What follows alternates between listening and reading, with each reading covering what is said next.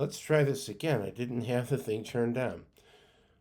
Just as a afterthought to my Zero video that I did the other day, and I noticed quite a few people watching it, which is good, and I thank you. You probably want to know more about the plane. Well, when I was in junior high and younger, I used to read books that Ballantine put together. They're called Ballantyne's Illustrated History of World War II and Violent Century. There's things that are post World War II, but basically, they have weapons books, battle books. This is weapons book number 9, which is the Zero Fighter. This book was written by Martin Candon, who did a lot of World War II technical stuff as far as aircraft, stuff from Vietnam, Korea. I don't know if he's still alive or not, but he wrote several things. So he wrote this. And I did mention in the video, the Zero video, I believe Saburo Sakai, the great ace, he does the introduction to this. This book is 157 pages long, but it's full of detailed information. The reading isn't hard, it's fairly easy reading, and there's a picture of Saburo Sakai when he was fighting in World War II. But this book is very good. It goes into detail about the Zero, variants of the Zero, the Japanese pilots that flew them, the American pilots that figured out how to fight them or fought them very valiantly, and this plane was very big from 1940 to late 1942 when the P-38 Lightning came in and tactics were changed and kind of rendered this plane in this form, the 1940 form, is kind of obsolete. Unless you're Saburo Sakai and you master this plane and its strengths and you could draw some, dogfight, but that's neither here nor there. But once again, these books are put up by Ballantine. I paid $1 for it. I bought it in a hobby store too, I think. They're very good. The information they give you is good. The reading is fairly easy, so you're not going to sit there and get angry and stuff. And there's some. Let me find another page here. Really cool pictures.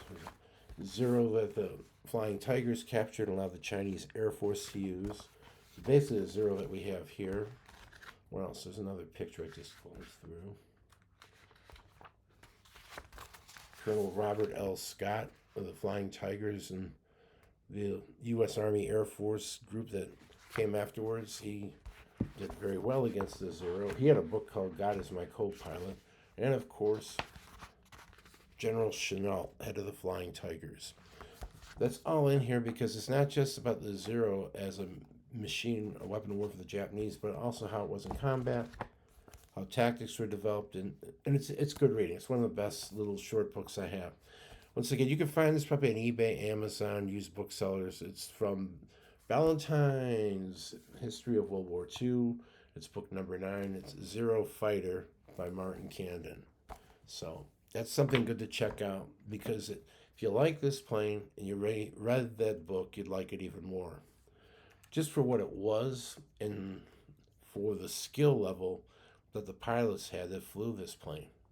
Initially, this plane dominated the skies over the Pacific until, like I said, the P-38 came out, and then right after that, the Hellcat. The Hellcat decimated this plane in a dogfight. But up until the Hellcat came in, it was tactics and uses of the plane's strengths to counter this plane. And I will leave this video with that. I apologize for the crazy glasses. I couldn't find my other ones. This is kind of like a spare that everybody uses, and I know I kind of look like a goof, but hey, that's neither here nor there. I'm here to do my plane videos and not parade myself as any fashion icon, which I never was and never will be. But I will have a video regarding Southwest Pacific. It should be the P-47 versus the Zero and the Tony. And I got some other things I'm thinking of down the line. I want to do one on a P-38. I have a P-38, but it's 1/18 scale. It's very big. If I could find a way to do it where we could see everything and I could kind of pace it so that it looks kind of professional, not like I'm sitting there trying to do things on it but it shouldn't fall apart and stuff. It's pretty easy. I might do it with that, but forget that. And be looking for my other video with the P-47 versus Zero and Tony fighter planes, and that'll be coming out tomorrow sometime. So I hope everybody has a good day. I'm gonna have a great day. I'm gonna head off to the gym, Fun, fun, fun. And I will see you all tomorrow. And like I said, if any of you see this video before I do my other video, look up these books. If you're into World War II aircraft, political stuff, military, this was a good series. I didn't buy all of them because I didn't have a lot of money when I was younger, but I do have a few of them. I can show a few of them later. But these are good books. They're a good read. And you'll remember things in it because it's not at a point where it's like a technical thing. It'll just blow your brains out, but it'll help you to think and picture the aircraft, and you'll have some technical ideas and sources about them.